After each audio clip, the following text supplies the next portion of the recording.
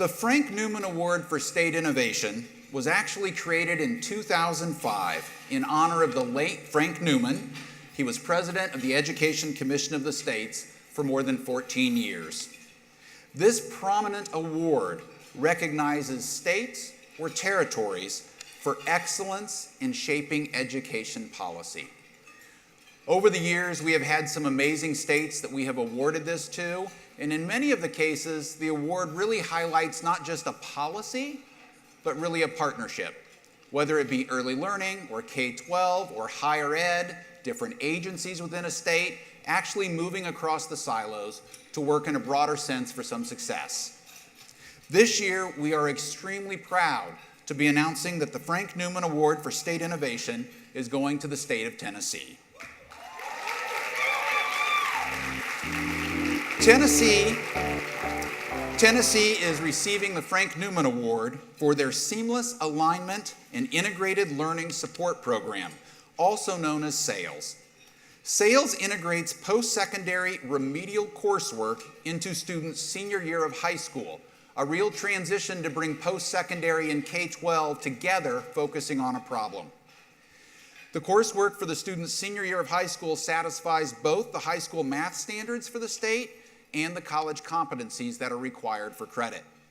This successful partnership would not have been possible in many states without partnership across agencies, and in the state of Tennessee, it was tremendous partnership between the Tennessee Department of Education and the Board of Regents.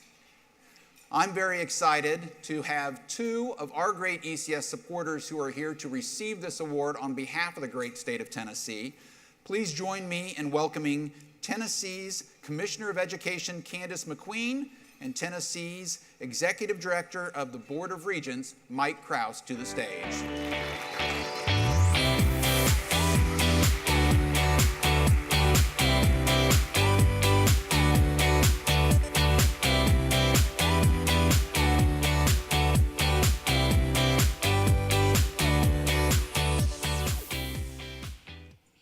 Well, we are so appreciative to ECS and for the board members and certainly to Jeremy for this honor. I know both Mike and I would be remiss if we did not say thank you to the Tennessee contingent who's here, who really represents the educators, the leaders on the ground who do this work every day. And so thank you for being here and being a representative of the great work in Tennessee. In my very brief comments, I would just say before I came into this role as commissioner, I spent almost 14 years in higher education. And during that time, I advised many students who came into my office as freshmen that they needed to take a remedial or developmental course because they were not prepared for college math. It was a gatekeeper course at most of our universities, and when our students aren't prepared, it lowers their confidence and, quite frankly, their competence to be successful in higher ed. One time I had a student sit across from me, and after she had finished sobbing, when she learned she was taking no course that was going to get her credit, but she was going to have to pay for it, she said to me, "I wish you would go back and tell my high school that I was not prepared." And now I get the opportunity to go back to high schools across the state of Tennessee and say we don't have our students prepared for the expectations that they have in post-secondary and career. And this is one seamless alignment that we have created to help make sure our students feel confidence and competence as they walk out of high school and go into any post-secondary experience. I'm going to turn it over to Mike Krause, who is our Executive Director of our Tennessee Higher Education Commission, to share a few of our stats and to finalize our comments. But thanks again for this great award.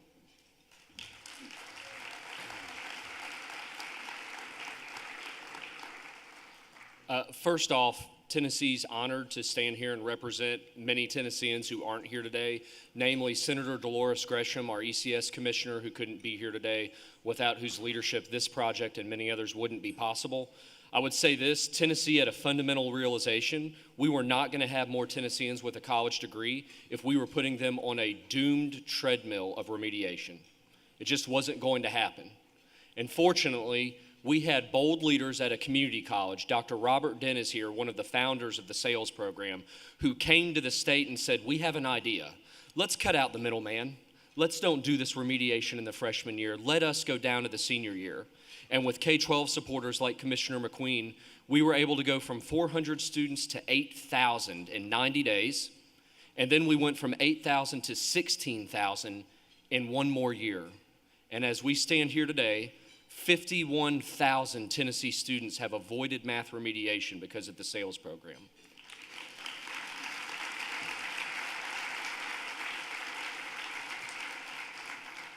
One of the fun things in the job of the higher ed chief is you get to see data, and I love when you see data that's so drastically changed, you have to check the numbers.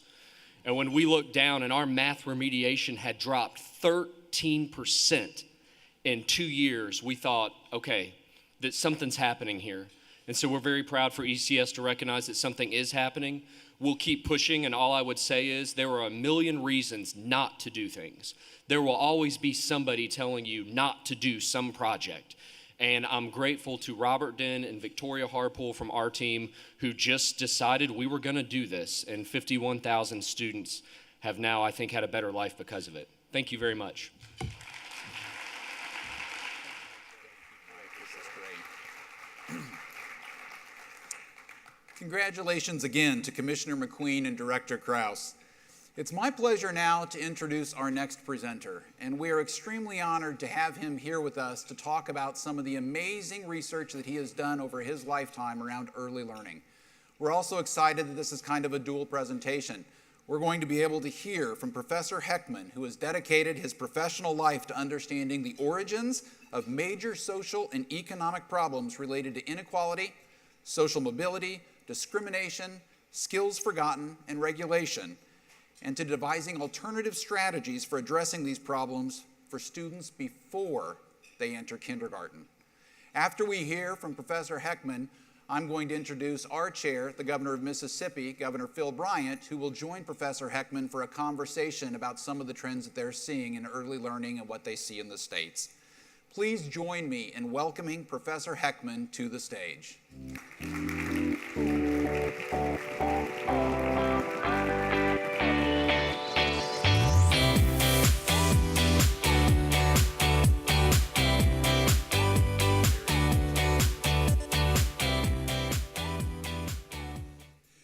Thank you very much for that introduction. I am very pleased to be able to participate in this forum and look forward to the exchange with Governor Bryant in a few minutes. I don't know if it's an exchange so much as a statement of how we can proceed forward and what we know. So what I want to talk about is what has already been introduced as the topic of how we promote skills, and how we promote skills in particular by boosting the environments of disadvantaged children. So let me just remind you of some challenges that are out there in the world. You know these challenges well, you deal with them. And here in Washington, they're particularly salient. We know there's a lot of inequality around the country and around the world. There are issues about social mobility, how important family origins are, the accident of birth in promoting social mobility. How important is it where we're born and to whom we're born in the sense of where we end up in life? Society is divided, and in many cases, the leadership is polarized. And what I want to talk about is one way to approach this question. And what I want to argue today, and I think it's commonsensical, but it's based on a lot of evidence, is that the effective way to promote social mobility, to alleviate poverty, is to build skills. That skills and skill formation really is at the heart of really making effective people with agency that can manage and shape their own lives. So if you look at one of the basic pieces of data that have been out there for many years, this only goes through 2012, but there are many such versions. What we can see is if you look at the hourly wages paid of full-time U.S. workers by education category, if you look at this category over here, what you'll see, or these graphs here, what you'll see is at the very top are the wages over since the 1960s, the trend of the wages of college graduates, people with post-BA degrees. College graduates have gone up. The wages of high school dropouts, if anything, have declined. So skill differentials have increased. The modern economy is shifting towards a skill-based economy. There's no denying that. And so we know not only do skills help in the workplace, but they actually enrich the entire society. They improve the social dialogue, they improve the engagement of people, the ability to interact, participate with others. One thing that I think we do know, and this is something that I think is a sorrowful lesson from the war on poverty some 50 years ago, launched here in Washington. And recent studies have shown this. Johnson, when he was actually thinking about eliminating poverty and intergenerational poverty, expanded the welfare state in many different directions, some beneficial, some less so. But what happened, it turned out, that in the sense of expanding just poverty, reducing poverty just by expanding transfers, by giving people more money, the hope was that the next generation would benefit. But in fact, that hasn't been the case. What's happened, even since the early 1970s, is that if anything, if your parents are in welfare, you're more likely to be in welfare now today than you were some 50 years ago. So in fact, even though the welfare state increased and then it decreased, this intergenerational poverty transmission has stayed more or less constant in the last 40, 50 years. So I think what we really want to think about is skill formation policy, and that's what I want to talk about today. So we know that skilled workforces not only are valuable in a given industrial sector, but they also create flexibility and adaptability and the possibility of reacting to new ideas and to taking new opportunities. And in fact, when we look at this very analytically, and I am an economist, I'm a professional economist, that what we find is that if we evaluate these programs using a very tough standard, cost-benefit ratios, rates of return analyses that account for the distortion of raising taxes, we do find that these programs actually are highly effective. But I want to also make an important point, which I think gets missed in the public policy discussion. The way that most state governments and the way that most policy discussions are formulated, they're fragmented. There'll be a question about reducing crime, a question about promoting health, another question about saying boosting the education, but each of these would be treated as somewhat of a separate topic, even different cabinet agencies at the national and at the state level.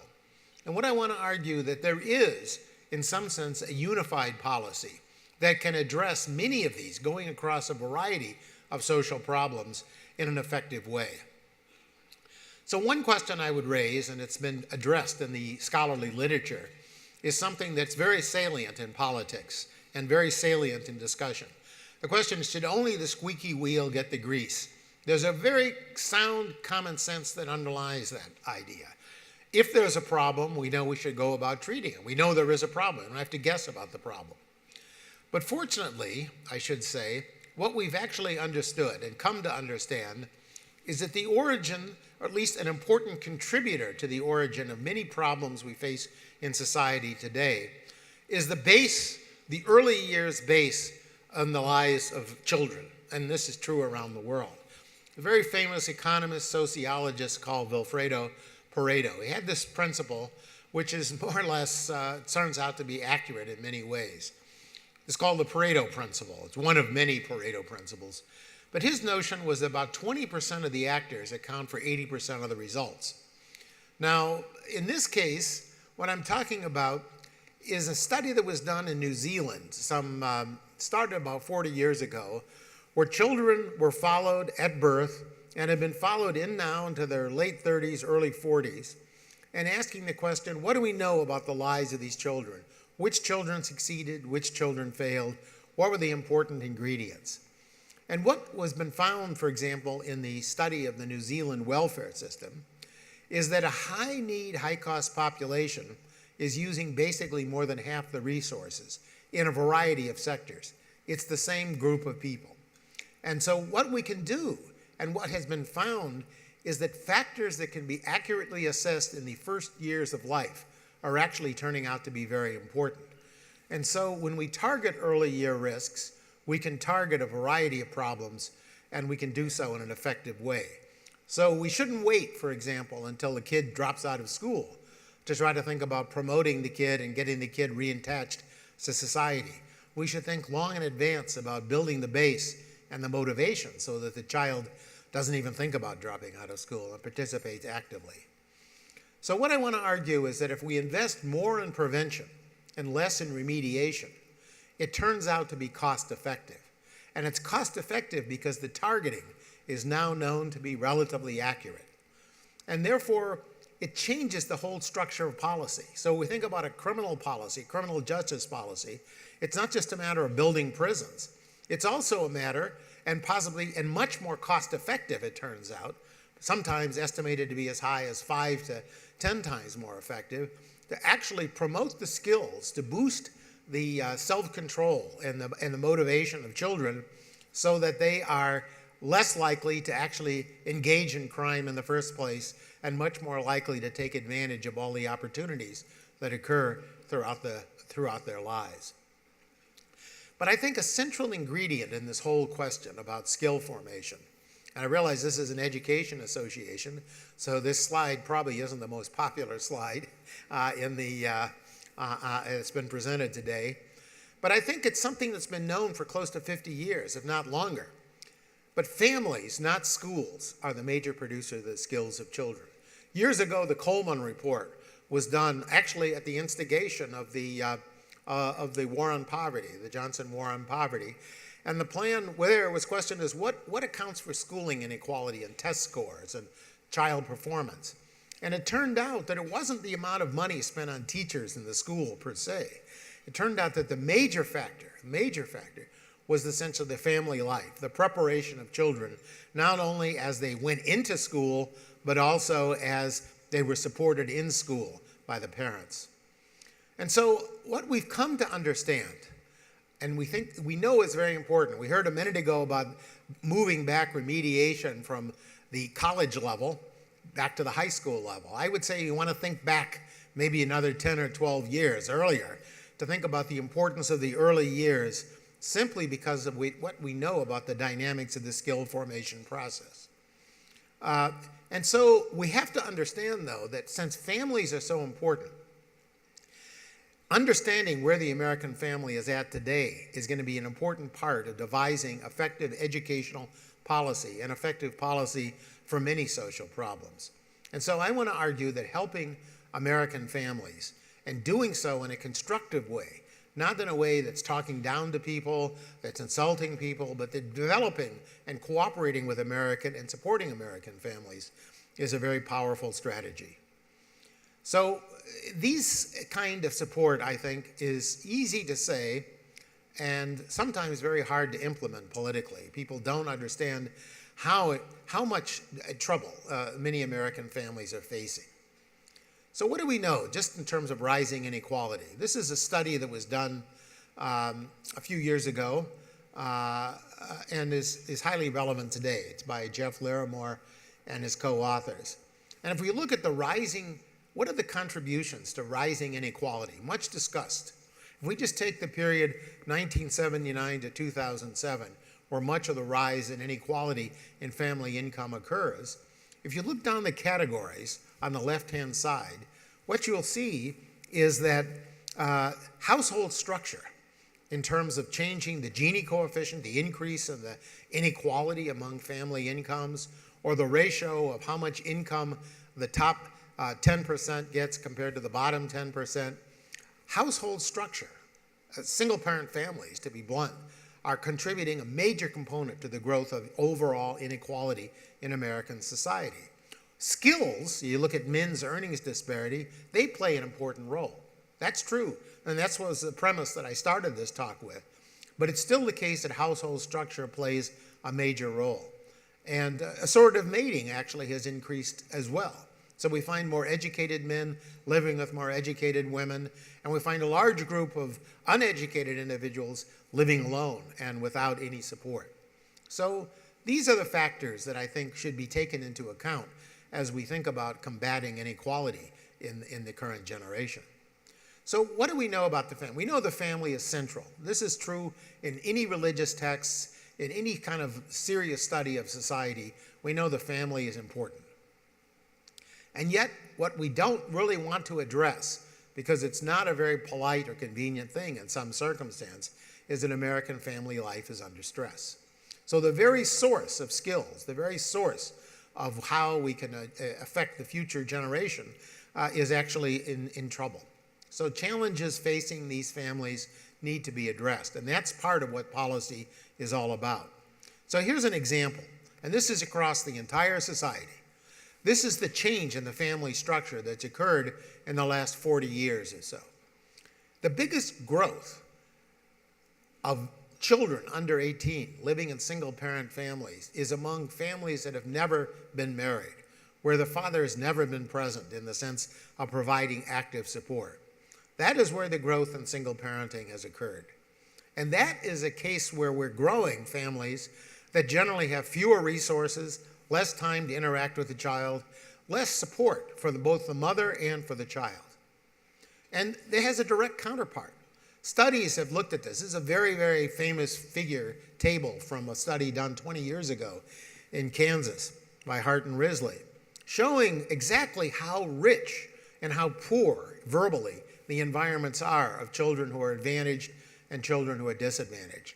Not only does the number of words differ greatly between those who are in the welfare category, the most disadvantaged, the children hear 600 words or so per hour. Professional families are hearing 3 to 4 times as many words. Not only is it the words, but it's also the nature of the environment. How many affirmatives there are, how many prohibitions. The nature of the family structure and the nature of the interaction between parent and child changes fundamentally, and it is fundamentally different. And this leads to big differences, huge differences. And if we look, for example, at the amount of expenditure on child, this is goods expenditure, taking kids into classrooms, building, taking them into after-school programs, supplying goods, educational goods at home, the gap between the haves and the have-nots has grown tremendously in the last 30, 40 years. And so there are substantial disadvantages. So what does that translate into? And this takes me right back to the point about where the gaps really begin. If you look at age 18 and you look at the gaps between kids, these are achievement score gaps, not test score gaps. What you find is that the gaps between kids whose mothers are college graduates and those whose mothers are high school dropouts, the gap is substantial at age 18. But the interesting thing about this graph is that the gap that's there as people are going to enter college is also there at the time they enter elementary school, in kindergarten actually. And in fact, the gaps are even essentially there at age 3. So something's going on very early on. So what I can argue, and in an old day we'd have argued this is purely genetic. And you look at this graph and people literally would say this. The eugenics movement 100 years ago would say, look, dumb kids are born to dumb parents. And that explains the correlation with education. Fortunately, we have a lot more evidence these days.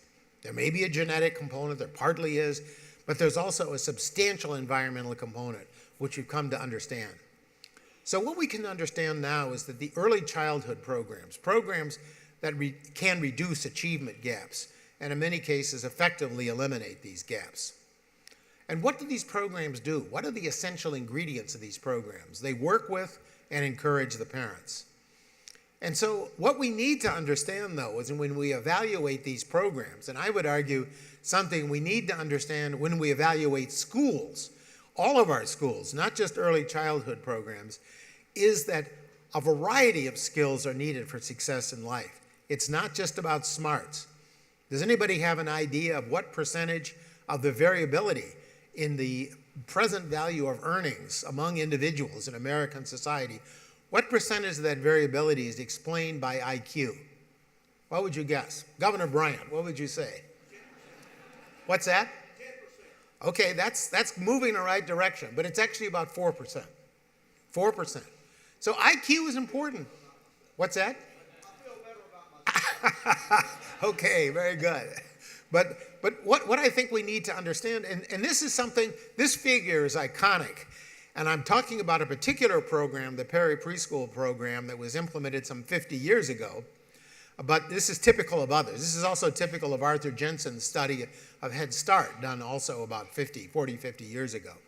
And what you found in a typical measure in the 1960s was Yes, these children were given enriched environments, and we can talk about what went on in those environments in a minute, but those rich environments led to a boost in IQ, and then it faded out. So by age 10, there was very little gap between the treatment group and the control group. So all this enrichment was no good. Graphs like this led people like Arthur Jensen to argue there was just nothing we could do. The poor were born poor, they were born dumb, and there's not much we can do. Well, I think what we can do, and what has been done since these kinds of graphs first appeared, is having a much deeper understanding about what the skills are that are required for success in life. And if we look at exactly this Perry preschool program, which was an enriched program, and we follow those people over their lifetimes, we now have followed them to age 55. So we have kids who were 3 years old when they entered the program. They're now 55. We can follow them. We look at their health. We look at their earnings. What we find is that a return per annum for each dollar spent on these kids was basically 7 to 10% per annum, which is higher than the stock market was over most of the period between, say, 1945 to 2008, the meltdown. And what was the mechanism by which this happened? They're no smarter in terms of IQ, but they're smarter in terms of their social and emotional skills, their ability to stay on task, to cooperate with each other, and to engage society. So I think we need to put on the table measurement systems that go beyond just looking at IQ or even achievement tests. Evidence on soft skills is very, very strong. And we've come to understand, there are major advances we've come to understand that cognitive ability is important, but so are these social and emotional skills. And I just give you a list here at the bottom. Things like motivation, sociability, attention, self-regulation, self-esteem. And a program like Perry operated to improve those skills. How? By bringing kids together each day, and they had to plan, review, and do the tasks each day. So not only were they taught reading and writing in the background, but they actually were putting together the ability to work together to control their anger. And this showed up an incredibly high level of rates of return and performance in society, even if they were no smarter. So what I think we need to do in thinking forward about these programs is recognize both cognition and character, and understanding that these schools, that these programs are very, very effective. In the 1840s, Horace Mann, the father of the Common School movement, had a very famous phrase in one of his books. And what he said then, I think is really important today. He said, what we teach in school, reading, writing, and arithmetic is the least important. What he was claiming was important was the ability to stay on task, to learn values, the ability to interact with others. And I think that's a lesson that still has to be taught and still has to be learned in public policy discussion. And to recognize that these are skills. These are not just traits that people are born with. Kids aren't just born rotten. They can be made rotten, and they can also be made very, very effective and cooperative. These skills can be fostered. So I think we really want to think about multiple skills and abilities to solve these problems. I talked briefly about the Perry program, and I also mentioned that these kids are 55 years of age. What I will point out is that these kids themselves now had kids. We know the children of the Perry children. And we ask, how well did these children do as parents for the next generation? Is there an effect not only on the first generation of participants, but on their children? And if you look at the red bar here in this graph, what you'll see is substantial improvements in terms of high school graduation, health, employed, suspended from school, never arrested, among the children of the Perry children. So these benefits perpetuate. And in fact, that 7 to 10% figure I gave you really substantially underestimates the full benefits that in terms of an intergenerational multiplier. If we ask about other aspects, and here's where I go and talk about the fragmented nature of public policy discussions. The ABC program that was launched in North Carolina some 10 years later after Perry started earlier, somewhat more intensive. It shows the health benefits from a comprehensive approach. Even in this case, starting very early, boosting IQ, lasting effects of IQ. But what did it do? What was the main mechanism? It improved parenting practices, child attachment, parent-child attachment, And it had real effects on health behavior, reduced criminal activity, and had better child and adult health. And so here's a striking example, a paper we published in Science about 4 years ago, where we looked at the treatment effect on the males of the abecedarian project at age 35. This is still relatively young. But if you look at the blood pressure figures, you'll recognize that they have lower blood pressure, they're much less risk for diabetes, and so going forward in terms of the structure of their future health costs, their burden on society, if you will, that's been heavily alleviated. And so targeting this disadvantaged population has tremendous risk. And this wasn't even contemplated in the early days when people were thinking about how to evaluate these programs. The original goal of this program, remember, was to raise IQ. But now we understand that the way these programs really operate is by building character, building people, giving people skills. And health, why health? Because of self-control, the ability to learn, the ability to read and manage one's life, even the business of holding and taking pills on a regular basis that are prescribed. And here, when we count the full health returns, we get rates of return that are computed at 13, 14% per annum. Very substantial rates of return, very high compared to any kind of passbook saving, certainly any interest rate that's being offered now on a passbook account. And so we also know, and something else that's a neglected issue in public policy, but it's a connected issue, and that is the program not only operated by boosting the skills of children, this full-day abecedarian program operated how? It operated primarily by, it operated in addition, I should say, by freeing mothers, allowing them to go to work or finish education. And so it boosted itself, boosted the education and boosted the income of the mothers. So it not only enhances the benefits of the children directly, but it enhances the home environment. And the main mechanism, I would argue, a main mechanism is that of all successful programs, and this is an ingredient that sometimes gets neglected, is that these programs operate by enriching the home lives of children outside of a child care center. So I come back to the theme that the family matters. How parents interact with children has a huge role in their, and how they support children in school, and how they get children ready for school. Let me just show you some example. So why? Well, there's a dynamic here of skill formation. The early skills promote later skills. That's the dynamic that's going on. Social and emotional skills promote cognitive skills. You sit still, you're able to learn. Healthy children are able to attend school. They can acquire traits that are valuable. Cognitive skills, of course, can also produce better knowledge of health and take advantage of opportunities downstream. And so this kind of dynamic synergism across the life cycle leads to a pattern, which I've talked about often before, but which receives increasingly strong level of support empirically. If we imagine investing the first dollar in the life of a child, the highest return is at the earliest years, even the prenatal years, avoiding maternal stress, avoiding fetal alcohol syndrome. Why? Because we build the base. The base allows individuals to take advantage of everything that happens later. So instead of remediating at age 14, we build a skill base so that these children can take advantage of all the opportunities that come down the stream.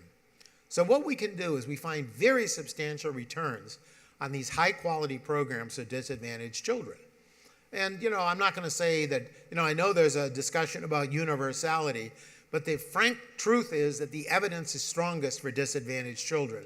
And that's been found not just in the United States, but in many countries around the world. It's the disadvantaged families that we should receive. So what I would argue is that the intrinsic ingredient, the successful ingredient of these early childhood programs is that it's helping parents grow their parenting skills, foster the skills of their children, and making children more engaged in their communities. And so that's what I think what we need to think about when thinking about skills.